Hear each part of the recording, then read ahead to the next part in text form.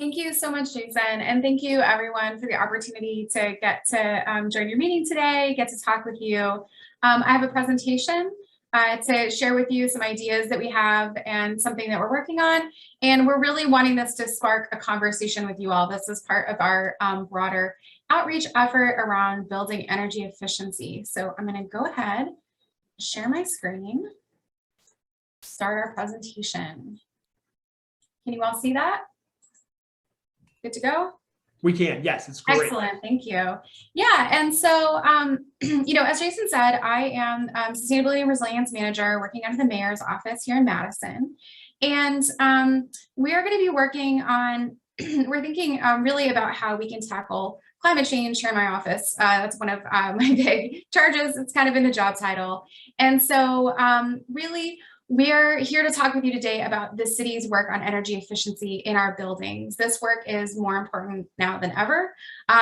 Like Jason said, we're seeing some global climate change. It's going to be 60 degrees today here in Wisconsin in December. And just as I did get a warning this morning, we're expecting some unusual thunderstorms and high winds this evening. So just as a warning on that, since it's topical. And so one of the other trends that we're seeing is we're seeing the cost of energy increase and become more volatile. The uses and operations of our buildings have been changing due to the pandemic, and that also makes efficiency, really important for us to understand how we can keep our usage down and keep our costs lower. And of course, improving efficiency is an essential strategy for reducing carbon emissions and tackling climate change. Efficient buildings make our community more resilient, not only from an environmental perspective, but really importantly, from an economic perspective as well. So our approach is really to work with everyone. We're asking a lot of questions, we're gathering more ideas, and we're trying to define a workable path together. So that's really why we're really excited to be talking with you all today. My slides are going to advance for me. There you go. So excellent. As you all know, we really need swift action to reduce greenhouse gas emissions in order to minimize those impacts of climate change that we're seeing, like flooding, heat waves, severe weather. And it really improves the economic and overall well-being of our community, our state, and the globe. We know that we have less than a decade really to take action and prevent irreversible damage to our climate and our global economy. So Madison has set these ambitious climate and energy goals to ensure that we're doing our part. By 2030, we'll use 100% renewable energy for city operations. And by 2050, we'll use 100% renewable energy and achieve net zero emissions community-wide. So this chart really just summarizes the results of a 2015 greenhouse gas inventory, which is our big assessment of where our emissions in the city are coming from. This is community-wide. And so based on this work, we know that about 30% of emissions in Madison are from commercial buildings. So we're working hard to design the right strategies to tackle this significant source, and we really need your help on that. The primary source of greenhouse gas emissions from that commercial sector is really the electricity and natural gas used in buildings for things like lighting, ventilation, heating and cooling, and powering electronics and other equipment. So energy use and therefore emissions, they're different for different types of buildings and energy uses, but we have a lot of really good data about that energy use. And so as an example, just to kind of ease you into thinking about this is what energy use looks like for a typical office building. So you can see a lot of our energy is going toward heating, ventilation, and cooling. Cooking and refrigeration is a big a big source of energy use, lighting, things like that. And so therefore, that's why reducing energy use is a really critical strategy for reducing greenhouse gas emissions. So the greater the efficiency of our building, it means the less energy that gets wasted, fewer greenhouse gas emissions, and lower utility bills, which is also an important factor here. So I wanted to share this graphic with you because it shows how Wisconsin compares to our neighboring states when it comes to energy use in buildings. So while this graphic you'll see focuses on residential energy use, the same holds true for commercial spaces. The authors of this particular study didn't just make sort of the same graphic twice. And so that we can see that Wisconsin is among the states with the highest energy intensity. That's the amount of energy that buildings use per unit area. So we're there in that bright red color. And so we're higher than our neighboring states, Minnesota, Iowa, Illinois, and Michigan. And so this really shows us that we have room for improvement. So that brings us to our overall goal. Our goal is really to work with building owners, the business community, facilities management professionals, building energy experts, and lots of other people to tailor a policy for Madison that'll improve the efficiency of commercial buildings and reduce our overall energy use while also providing benefits to building owners and tenants. And so getting this policy right means we'll have 4 really big and important outcomes. One is we'll have reduced energy use. The second is we'll have reduced utility bills. That'll reduce our greenhouse gas emissions, and this policy can provide local economic growth and green jobs. So once we get kind of a policy kind of figured out, we can also start to quantify these benefits and track our progress. So we really want to take a data-driven approach here. And so how are we going to get there? Just wanted to kind of walk you through this overall process and where we are. So we've been researching existing building energy efficiency policies across the US, and we pulled together data to characterize Madison's commercial building stock and energy use. And we're connecting with local stakeholders to understand the opportunities and challenges for building efficiency in Madison in particular. And so that's really what we're here today to talk with you all about. And so next we'll use all of this information and input to develop a policy and program proposal, which will then iteratively review and revise based on further outreach and input. So right now we're at the beginning of this cycle of having conversations, asking questions, starting to think together, and we'll come back and talk with you again. So we really hope to continue today's conversation as we go forward. And so in the next few slides, I just wanted to share with you some of the results of our local commercial building stock analysis, so you can kind of see this bigger picture that we're drawing from. So we looked at non-residential commercial buildings. So these are properties where the predominant use is selling merchandise or a service. This data set includes mixed-use buildings where there are 4 or more housing units, and it excludes buildings that are used for manufacturing. Some UW and government buildings are also not included here. And so this is just a preliminary scoping exercise just to get an understanding of the size, use, and energy consumption of our commercial buildings in Madison. So while this data set's imperfect, it gives us a good understanding of this landscape. And we use data from the US Energy Information Administration's Commercial Building Energy Consumption Survey, which gets real data from buildings across the US. And we use that to estimate the energy use of Madison's buildings. So specifically, the data we use here is from buildings in this East North Central region right here. So that includes Wisconsin, Illinois, Michigan, Indiana, and Ohio. And these are states we have really similar building stocks and weather patterns. So this gives us a look at energy use intensity. Again, that's the amount of energy buildings use per square foot. And that here we show that based on building size. So we can see that very large buildings, those over 500,000 square feet, have the highest energy use intensity, while buildings 10 to 25,000 square feet have the smallest. So you can kind of see how that varies for buildings of different sizes. This is specific to our region. So this chart organizes Madison's buildings by use and gives us a look at the number, average square footage, and estimated energy use community-wide for each type of building. So we can see that offices, warehouses, retail, lodging, hotels and motels, and medical and lab facilities, they make up our top 5 energy users and account for about 87% of the commercial building square footage in Madison. So that's these top 5 here.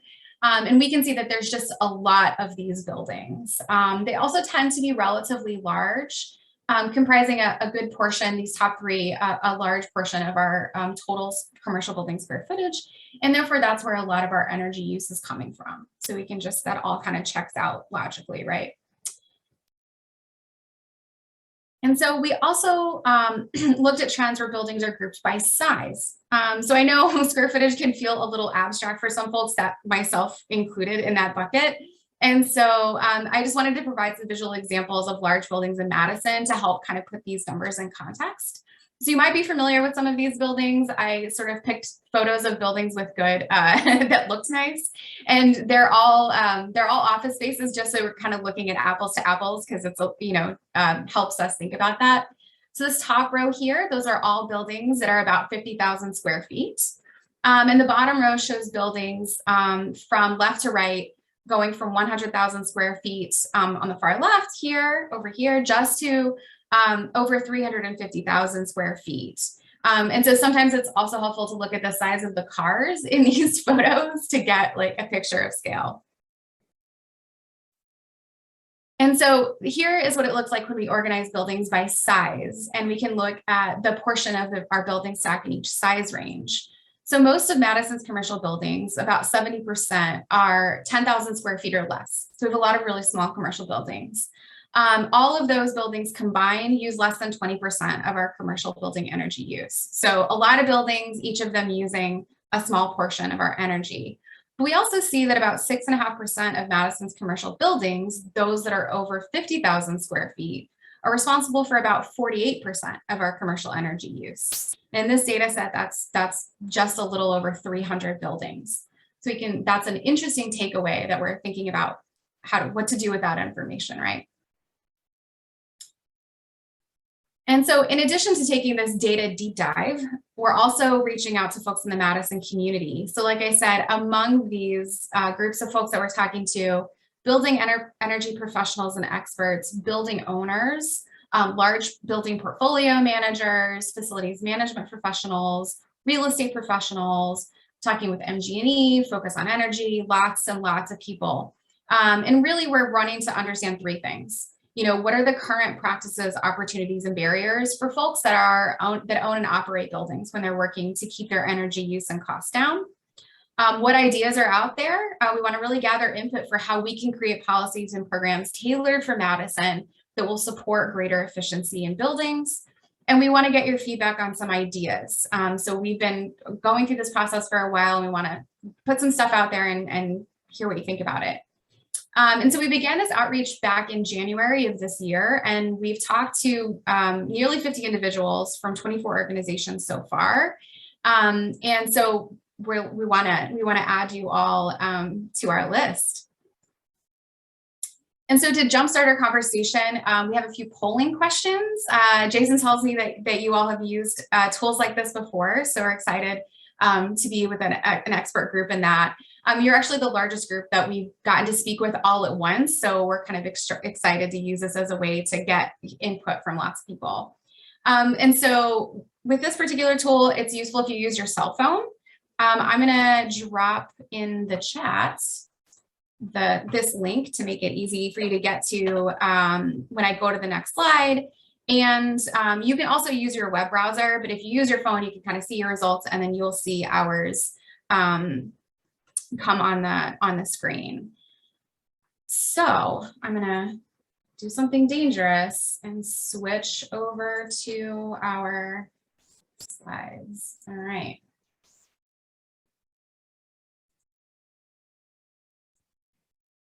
So how is this working for everyone? I can see a few of you, if I could get some like thumbs up that you're able to access the survey. I see some people taking it already. Perfect, it's working.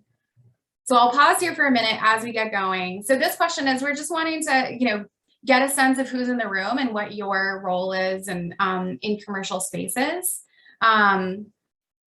We expect there are some folks that are both commercial building owners and tenants. A lot of us are, tenants. I work in a commercial building space. And we know that these trends are interesting right now with people kind of splitting their time between different spaces and things like that. So fantastic. Okay. Coming around, it seems like a lot of folks are work in commercial spaces, but aren't the kind of owners of commercial spaces. So it's great to get your perspectives as the folks that are occupying these buildings on a regular basis. Okay, I'm starting to see it settle out. Great. Really excited to hear from the dual owners and tenants too, and folks that are owners. Great perspectives for us to have. Tend to have a little bit more decision-making role in these spaces. Okay, so I'm gonna go ahead and go to the next one. Seems like people are in. Please do drop in the chat if you're having any trouble, and I think Christy or Jason might be able to help you with this if you're not able to get in. So next up, we were wondering, when you're thinking about these commercial buildings, either that you own or that you are that you work in, what efficiency solutions are already in place? So what are people already doing out there? What's going on? We love to hear about things that people are already doing. That tells us kind of where things are going well, what we can support and try to expand. Excellent. Excellent. Great. And I know this isn't a comprehensive list. So if there are any other types of things that that are happening in your building to reduce energy waste, reduce costs, please do drop that in the chat. We would love to hear some more ideas about how folks are putting energy efficiency into play. Great. Automated controls, very popular. That's an excellent one. Occupancy sensors and programmable thermostats. Those are really great. Really allowing technology to work for us. These are really, really great solutions. High performance windows. Love that that's on there. That can be a really big investment. So we know that one's the opportunity to do that doesn't present itself quite as often. Excellent. Cool. Okay. Seems like that one has settled. So this is a similar question, but with a little bit different flavor. What energy efficiency solutions would you like to see happening in the future? So if you could wave a magic wand and say, we're going to do this, and there were no kind of barriers that were preventing you from doing this, what are the things that you would really like to see in the buildings that you're working in? LED lighting, that's a good one. And those retrofits can be, we're doing those retrofits in our buildings. I'll just chit chat and let you know that the city of Madison is doing a lot to walk the walk here in our own buildings. We are doing some window replacements coming up soon in the city county building. We're doing a lot of lighting retrofits. We actually have a program, if you haven't heard about our Green Power program, it supports green job training for folks. So we have teams of folks that are coming to do these kinds of retrofits and install solar at our facilities and get some job training while they're doing that. So we're really excited about that program. Solo bragging. And so great. So insulation, lighting, thermostats, awesome. HVAC equipment, yes, yes. And that's a really great one because the opportunities to do that equipment has a long life. So when you do that efficiency upgrade, you're really getting yourself a big bang for your buck over the long term. And it can make a really big difference in your energy costs. And so this is kind of getting into that, thinking about some of these upgrades or changes that you would like to make or ways that your building can be more efficient and comfortable, really trying to understand what those barriers to action are. And this is one of the places we want to support things that are already happening, and we want to figure out what our role is and how we can be a good partner in helping folks do the things that they want to do but just haven't been able to yet. So it sounds like there's, and these are just examples. Again, this isn't a comprehensive list. And this is kind of where we want to start our conversation today, is hearing from you all. So this is really good feedback. Knowing where to begin, right? A lot of us aren't pros at this, right? This isn't our background. It's not my background. And knowing, what resources are out there, what professional assistance we need.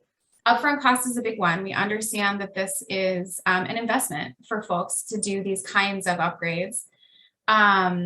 Sometimes we know that it's not a priority, right? This isn't necessarily considered part of the bottom line for some businesses. Thinking about what is that payback, which is kind of a good pair for that upfront cost, right? We have an upfront cost and we don't necessarily have all that information that we want to have up front to feel really certain about paybacks. And then tenant impacts, right? A lot of our spaces are leased. So thank you. Thank you for sharing these perspectives. This is just an example of some of the things that we've heard in our conversations that we've been having. And so I'll switch back over and start our slideshow from where we are. And so we really want to think about some of the potential ways and roles the city can play in removing barriers to support energy efficiency. So if anyone would be willing, this is where we want to start our conversation. We'd love to hear from you about your experience. Success stories are great, but also challenges that you've had in overcoming these barriers to get these solutions into your buildings, and kind of what are your ideas for the role that the city can play. So I'll pause here and open the floor. Awesome. Well, it looks like we've got you raise your hand. I can only see some of you. So if you actually just raise your hand through the raise hand function through reactions, would be great. And we've got Susan, who's doing both. So thank you, Susan. Good morning. Thank you. Thank you. It's really nice to meet you, Jessica. My name is Susan Schmitz. I was in Jason's job previous to him. So I know I'm pretty aware of what the city has been doing over the years. I wondered, and thank you. This was a great presentation. And could you please, just for the group, talk a little bit about what the city is doing with naturally occurring affordable housing, with which this whole process of sustainability leads to more affordable housing. Is that something, I know the group has been working with Stacy Reese on this, and I wonder if you could talk about that just a little bit to explain to people how that works. Sure. Thank you, Susan. It's super nice to meet you, and it's great to hear that you're keeping track of what we're working on. This is work that this is important. We're really excited about. And so I'll talk a little bit. I'll start big and say that rental housing, affordable housing, multifamily housing are some of our housing stock where building energy efficiency kind of takes a backseat, and it's a tough nut to crack when it comes to providing clean energy solutions and efficiency to the folks who live in those buildings. And so this is one of the places that we're concentrating our efforts because it both provides this climate benefit and benefits to the residents. So it can make their housing more affordable and more comfortable. Yep. And so we have a couple of pilot projects going on right now in partnership with Sustain Dane and Elevate, and funded by some grant opportunities that we're lucky to be working with. And basically what this work is doing is it's working with multifamily affordable housing to understand what those energy efficiency needs are. So working with tenants and building owners to do some evaluations and understand what the needs are, and then to actually get that work done. This is also kind of informing us as we think about how to scale up the scope and reach of this work. And ultimately, the work not only provides these reductions in energy use and greenhouse gas benefits, but it can reduce costs for tenants and building owners. And for tenants, there's a term called energy burden. Energy burden is the portion of your income that goes toward energy costs. The affordability threshold that's set by the federal government and is often adopted by states around the US is 6%. So if you're spending 6% of your income or less on energy, then it's considered affordable for you. But we know that low to moderate income folks are spending as much as 15% on energy costs. And so when you're already have a restricted income, that 15% is a really big portion and results in you having to make some tough choices. And there have been some misconceptions about assistance for folks with low income when it comes to energy. There were some arguments against being able to do this because the idea was that people wouldn't be able to pay back their investment or they wouldn't be paying their energy bills. And that's patently not true. The data plays out and shows us that folks with low to moderate income are very, very reliable when it comes to making their energy payments. And so those investments are really, really necessary.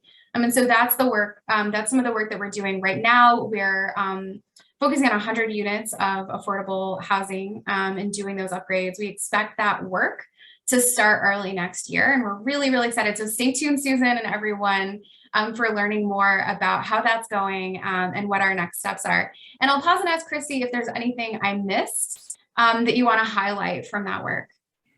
I thought that was a really good overview, and so yeah, definitely something we'd be happy to talk more about in the future. But this is like a pause of questions, and there's more to come that we want to hear from you. So I want to make sure we don't run out of time to have discussion on that too. Thank you both. I thought that was a good overview. Thank you. Awesome. I want to, before we get to Tara's question, no offense, Tara, I want to say a thank you to Alder Tag Evers, who is joining us today. We really do appreciate you being here as one of the policymakers in Madison and representing downtown and the near west side. So thank you very much for being here, Alder. Next up, Tara, good morning. How are you? Morning. Thanks for bringing this as a topic. It's really, really important. I'm a commercial lender at a local community bank, and obviously we do financing for improvements on commercial properties and then new construction as well. There's only so much equity in a project, and when you're looking at energy efficient solutions, that obviously has an increased cost involved. We always bring in PACE financing when it is allowable for the increased costs, but it tends to seem that PACE financing, there's such a complexity, and the senior lien on the property with the PACE financing, it just seems to be really cumbersome. And so we would love to put PACE financing on more deals if possible. But again, the complexity of that program, I'm wondering if you guys are taking the existing programs into consideration and seeing, when you're looking at the policies that are to come, if, you know what I mean, the ease of being able to use these types of financing and not having so many hoops to jump through to be able to get that end game of the energy efficient building. That's excellent feedback, Tara, and thank you for sharing that perspective. And now that I know who you are, I might reach out for more conversations around that kind of financing gaps that you're seeing and barriers there. And it is our goal to make sure that whatever we're doing here is layering nicely with existing policies and programs. And so thinking about how, PACE, smoothing that road, and also are there things that aren't covered or things that, gaps in that kind of funding for particular types of buildings or particular situations. I would love to dig into the details about that with you so that we can understand that. We have some programs, not in the commercial space, but just as an example of our thinking on stuff like this, is we have some programs to help homeowners pay for repairs and upgrades and things like that. And so we're working with folks who at the city who administer those to think about how you can layer in funding for efficiency so that folks are kind of able to apply for one stream of funding that would be able to reduce that administrative burden and get that kind of work underway. So that's the kind of efficiencies that we're looking for here as well. Awesome. Thanks for considering, just one application and saying, yes, that covers all of this. That would be really helpful. We do have a comment in the chat too, Jessica, I don't know if you noticed, from Stacy Nemeth, who is the Chief Operating Officer at Fiore Companies and also the past chair of Downtown Madison, Inc. Stacy says, COVID has certainly made the goal of HVAC energy efficiency more challenging. Steps to improve air quality, including increasing outside air, addition of UV or bipolar ionization systems, has actually added to energy usage. But we feel this is crucial to providing spaces employees are comfortable returning to. So any comment on that? Absolutely. This is feedback that we've heard and frankly solutions that are happening in some of our buildings too. So we've definitely seen, we've been, for our own buildings, looking closely at what it looks like to, over the past year to understand how building energy use changes. And I think there was some expectation at early days that, energy use in general will be going down because patterns would be changing and all of that. And that's not the case. And we totally understand that our energy use has changed but that it's a little bit, it's not necessarily in one direction, especially based on energy use. And so that's, you know, one of the things that we're, you know, that we're really thinking about, and how we can make sure that however we move forward is sensitive to that, right? That we're not kind of expecting this dramatic decrease when energy uses are actually changing.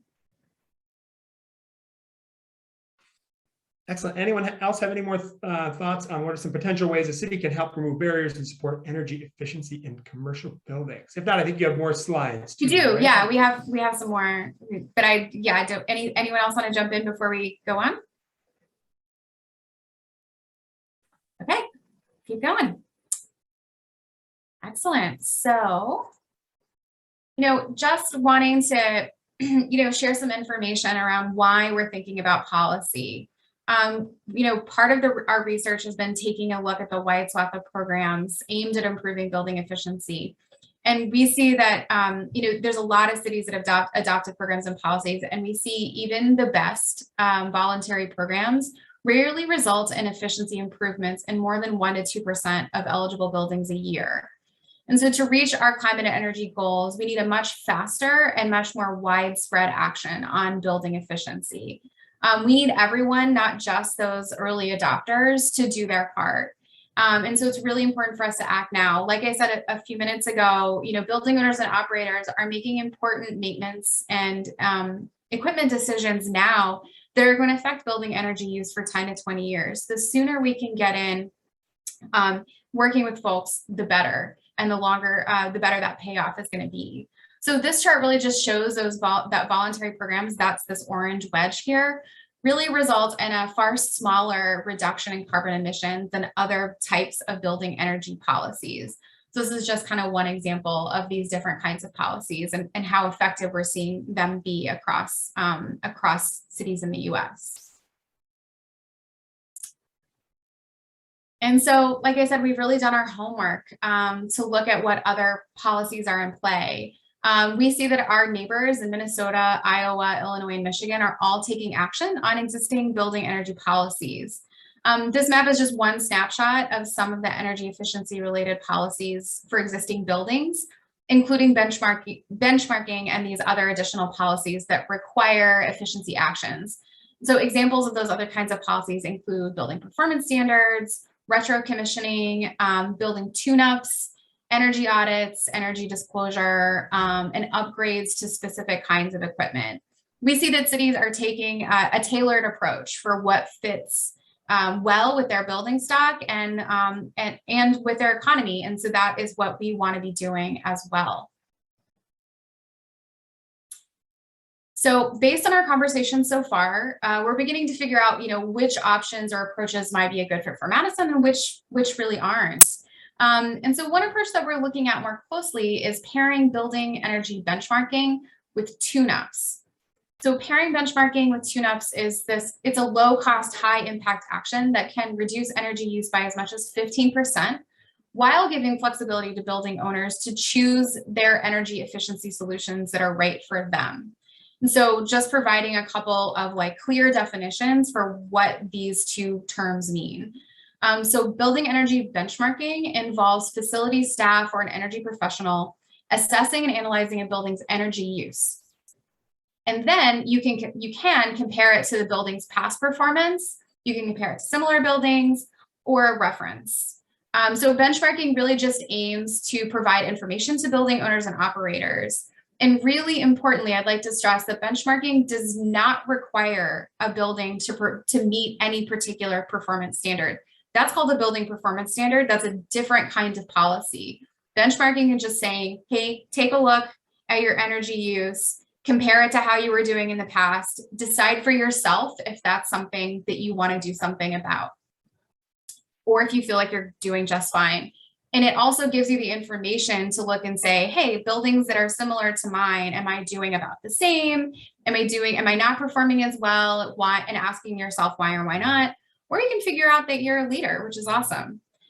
And then a building energy tune-up involves usually a building energy professional collecting basic building data, looking at trends, doing a building walkthrough, and identifying and implementing some of these retuning actions and reporting findings to the building's owner.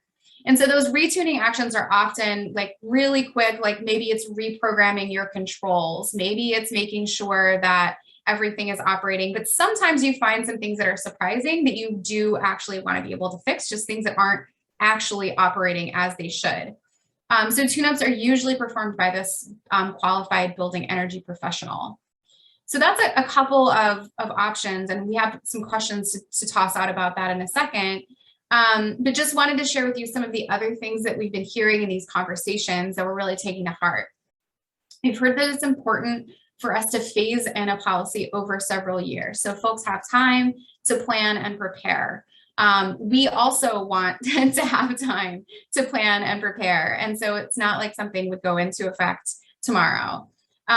We've heard that it's really important to provide alternative pathways for compliance for some types of buildings or situations, and that we should be providing recognition for top performers. So folks that are really, doing very well and have been working to improve their own efficiency for themselves.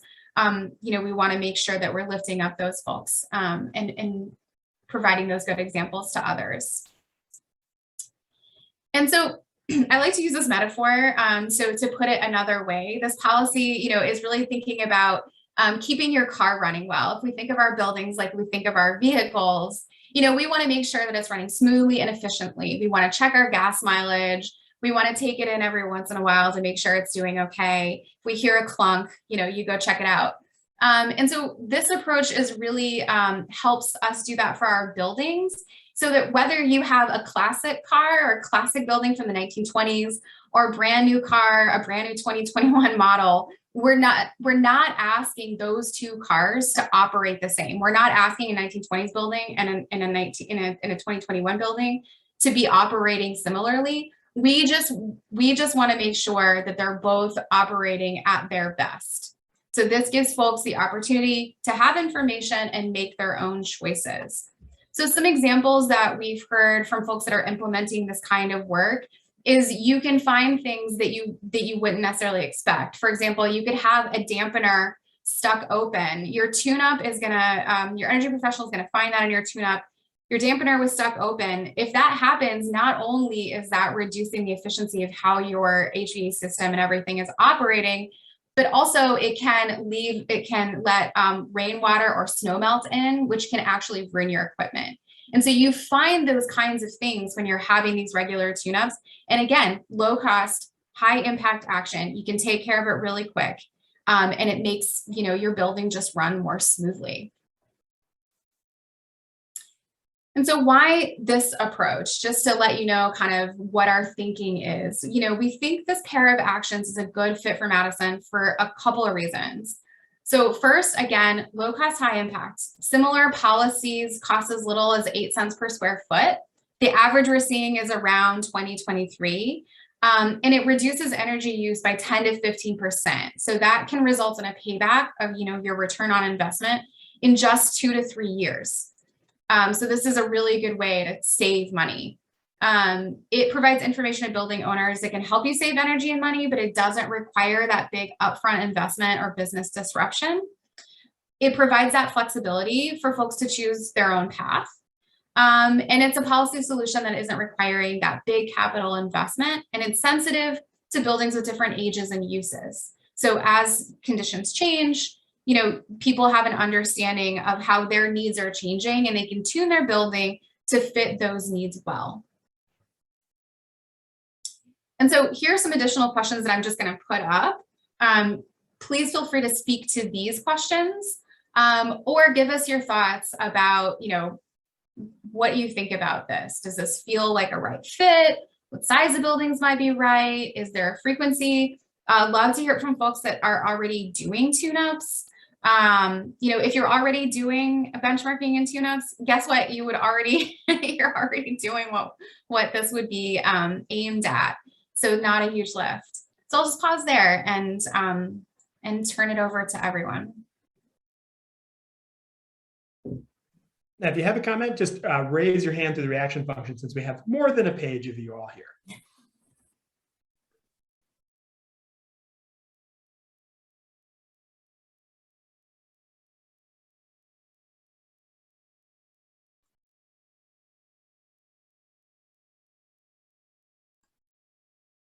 Ron. Good morning, Ron. Yeah, good morning. Thank you for this presentation. I know that new construction is only one part of the market segment that you might be focused on, but I'm interested to know when it comes to policy, how you're going to look to bake this into the project development process. Is it going to come under the purview of Urban Design Commission, which previously or currently is more focused on design aesthetics? How one designs for energy efficiency is important. Is it going to become something under the purview of the Plan Commission? How are we going to heighten the awareness of people in the policy role to look at these things? What's your plan around that? Yes, good morning, Ron, and thank you for this question. Just to be super clear, that there are two buckets of commercial buildings, existing buildings and new construction.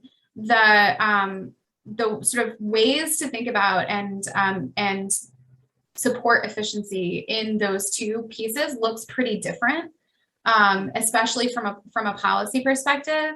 And so this what we're working on right now is focused on those existing buildings, so not new construction. So this is just Madison's current building stock.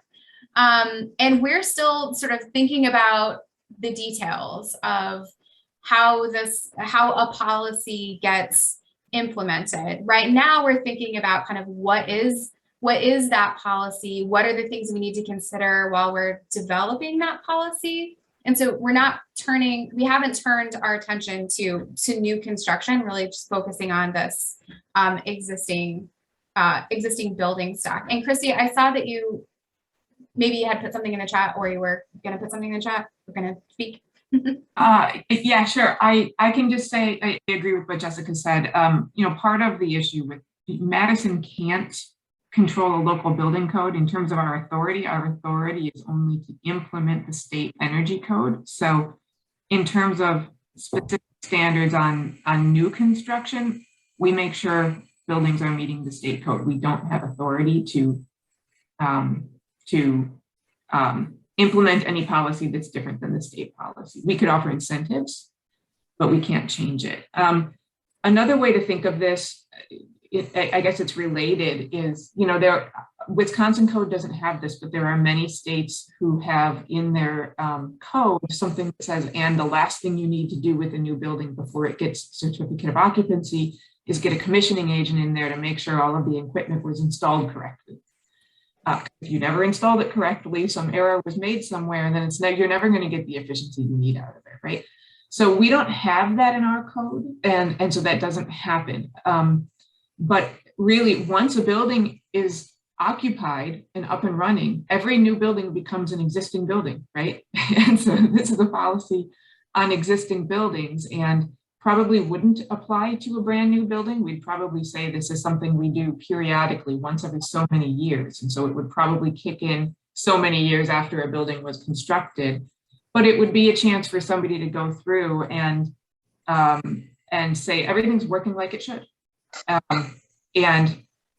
Or if this pipe was never disconnected or never connected correctly, or maybe it was, but something's happened to change that, it can catch things like that. But like Jessica said, it can also catch much more minor things, just like scheduling of your HVAC or something like that. So it's a little bit different from new construction, but really because of our limits from state authority, we have to look much more at incentives for new construction.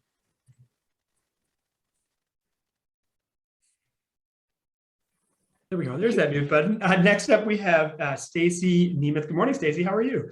Good morning. So one question that I have, and I try not to make these questions only about our own buildings when we're talking with multiple people, because I don't want to waste your time. But I know that for Fiore, and I know for at least one other building owner downtown, we have what from the outside looks like a traditional office building, but inside houses not only traditional office, but very substantial data center facilities, which are very high electric usage. And so when we start looking at benchmarking and comparing to like-sized buildings And if those data, if that data is public and tenants are looking at it when making decisions of where they might office and things like that, that's a concern to me that I would want to see addressed, because we've got some different types of usage in a few buildings downtown than typical office, even though the buildings appear to be just typical office buildings. Great, and thank you, Stacey. And just to say, I'm happy to talk about, if anybody wants to follow up and talk about their buildings, I'm happy to do that for sure. Yeah, and this is something that we've heard, and data centers are a good example of that. Mhm. Super important building use, and Mhm. sometimes they're as far as people walking down the street, they're just flying under the radar, right? Mhm. We talked to some folks at Madison College. They have some large buildings that are multiple use. They might have a training garage for students and a training kitchen for others, and they might have offices and classrooms in the same building. And in those cases, we really want to make sure that that first of all, for looking at your own use, right, that you're running your own marathon, right? Yeah. You're able to look at your own use and compare it to your performance and decide, is it holding steady, and that's what you expect, and that's great. And then you can kind of spot if there's something unusual going on. So that's something we want to make sure that people are just able to do. And the other piece around information is something that we're asking folks about right now in terms of like what happens with that information. We want building owners to be able to have that for themselves. And then as a city, we would want to understand kind of what this is looking like for a couple of reasons. First, we want to know if the policy is working. Mhm. So, we want to see if this policy really is providing those efficiency gains community-wide as expected. And we're not expecting that, every building will be a little bit different in how it goes forward. And then that can help us understand if there are sort of slices of that building pie that might need some additional support. And so that also helps us think about how we can provide that additional support. Kind of like Tara was talking about, there are probably some kinds of financing and some kinds of PACE situations that are easier than others. And now we want to kind of figure out what that looks like. So that's what we're looking at. And so that's sort of the two big pieces of like data use that we really want to be considering. Thanks. Yeah, no problem. Next up, we have Patrick. Good morning, Patrick. Oh, Patrick, you're still muted. There we go. Better? Yeah. Okay. My question is kind of based on what Stacy said. Since we're a tenant of Hoyles Consulting, we're in Fiore's building with the data center. But because you have so many different kinds of buildings, if I was a new tenant coming into the Madison area, what kind of information is available to me? Do I have to rely on what the landlord can provide versus the city versus the utilities versus best practices? It just seems like there would be a lot of mixed data that I would have to compare to see, is this building a good fit for me with all the other conditions, but also with energy efficiency? That's a great question. And we've talked to some folks that are in the tenant situation. I think you're probably very aware of the current state of shopping around for where you want to put your offices and facilities. And right now, energy, there is no energy information that's made available in commercial spaces, except that is that you can request and folks would voluntarily provide based on your, the landlord or your leasing agent, right? And so sometimes we know that in some cities, there are these like sort of energy disclosures, and that goes with real estate, and that kind of real estate piece is not the aim of this policy. And so, I would advise honestly, we're figuring out these details, but it's an important conversation to be having with the landlord. And now landlords would have that information, right? Going forward, they would be able to have an informed conversation with you that would be able to say, well, X office building operates like this, and as a building as a whole, this is what it looks like, and Y office building operates like this as a whole. This isn't getting down into that, it is sub-metering. Basically, it's not getting Right. into that, like that particular office building. And that's still a conversation, that particular part of an office building, that's still a conversation that tenants will need to have with their landlords. But those building owners and landlords would be able to speak to that in an informed way. Okay, Thanks for the question. sure. Got time for maybe one more quick question here, but I do know that I think Jessica said this earlier, and I think Deputy Mayor Brumell said this also. They are available, I'm sure, to answer any questions offline, individual questions. Alder Evers. Hey, everybody. Not so much a question, but I want to thank everyone for being here. I'd show my face, but I'm recovering from surgery. I had a nasty fall over the weekend on the ice. So everyone be very careful this year. I broke my ankle and had to have surgery, which sucks, but it went well and I'm recovering. But I want to take this opportunity to thank Stacy and Christy and Jessica for working on this. And they indeed have reached out to cities across the country. And we met early on, myself and Alder Abbas with staff, and it was determined that we really also needed to effectively reach out to stakeholders and to try to get their input on a promising path forward. There is resistance to the notion of a policy. There is a disinclination towards mandates of any sort. But as Jessica said, that voluntary programs throughout the country have simply not been sufficient to be able to help individual cities and municipalities like Madison meet their climate goals. And while the city intends to be a good example, it will take all of us to be able to working together collaboratively, the public sector and the private sector, to meet our climate goals for 2030 and beyond. And at last, I'll say I'm grateful that everyone on this call, I believe, accepts the science of the reality that we are in a climate crisis as a nation, as a people on this planet. And it's going to, and it requires all of us to be sober-minded about how best to move forward. And in particular for the private sector to choose to be good corporate citizens, to set example to everyone else in your industry about the most effective and promising path forward. So again, I want to thank you all for your interest and your willingness to work with staff in this regard. Alder Evers, thank you very much for your kind words. We all hope you feel better soon. It's terrible to hear about your accident. We're sending a ton of positive energy your way. Last word we'll give to Bill Connors, the last question here. Yeah, well, just more of a comment that we had one of these discussions with Smart Growth and with Jessica earlier, and one of the points that we were making is that it's important to keep in mind that a lot of these office buildings are multi-tenant buildings and with very different uses, and we recommend that the strategy focus not just on the building owner, but how to reach out to the tenants and provide them with information about how they can help the building owner make the building more energy efficient. We give the example of the students opening their windows because they're not paying for the heat and leaving the windows open all winter. There's a lot of energy loss there on the tenant side. So to keep that in mind when fashioning this policy.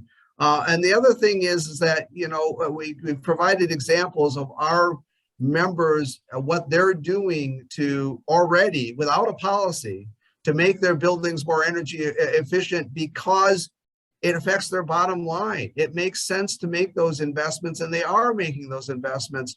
So whatever the policy is, if it could somehow allow it to be fairly easy for somebody, a building owner who's already doing what you want them to do, to be able to check a box and say, yeah, I'm already doing it, rather than have to go through a lot of rigmarole and reporting that takes time and money when they're already doing it. So those are my two comments. Yeah, and thank you, Bill. That's definitely, again, thanks to you and to Smart Growth for hosting us a couple of weeks ago. And yes, this is, we definitely want to be able to make sure that folks that are, on the leading edge of this kind of work, folks that are already committed to this are able to easily navigate this. And we don't want to sort of create an administrative burden on folks that are already doing the work. We would really rather folks be spending their time, doing doing their jobs and frankly, doing that work that they already have on the table. So that's definitely something that we're heeding that message. So thank you, and of course creating the scaffolding and information sharing to make this a total package for both building owners and tenants. So everybody is aware of what they can be doing and the role that they can be playing in energy efficiency. Absolutely. So just wanted to share a quick, I know we're like at time, a little bit over. Next steps, we're going to be wrapping up this initial round of outreach in early January. We have a couple of additional meetings on the calendar. And then we're going to be sort of putting some pen to paper and creating a scope. Based on all the information that we have, all the conversations we've been having, we're going to start to kind of, form this up a little bit more. And in the first quarter of 2022 and start that second round of outreach. We'll have some specific questions and we'll do that iterative approach, continue this conversation. So hopefully we'll get to talk with you all again. We're going to do that, likely be doing that in kind of a public meeting format, making sure that everybody here knows about that, gets invited and can come, participate and let us know what you think. So we're going to be, doing this iterative approach of more details, feedback, more details, feedback until we get to, so we get to something that's a good fit. So if you want to reach out to me, like I said, I'm super happy to get in the weeds on financing, on particular buildings, on particular questions or ideas. Don't hesitate to reach out. jprice2@cityofmadison.com. That's me. And I'm happy to talk with all of you, one-on-one, and definitely again, when we reach back out for some more input. So thank you again for taking the time to talk with us all this morning. Excellent. Thank you very much. Deputy Mayor, I didn't know if you wanted to say any last words as well. I know we're at times where I was just writing in the chat to say, Please. Thank you all. Very good conversation. Really appreciate it. I was taking very detailed notes here as Jessica was talking. So really. Well, I got to say from DMI's perspective, thank you, Jessica and Deputy Mayor and Alder Evers for being here today. We really do appreciate this open conversation about this big subject that matters to DMI, to Smart Growth of the Chamber, to many of us. We really do appreciate the iterative approach.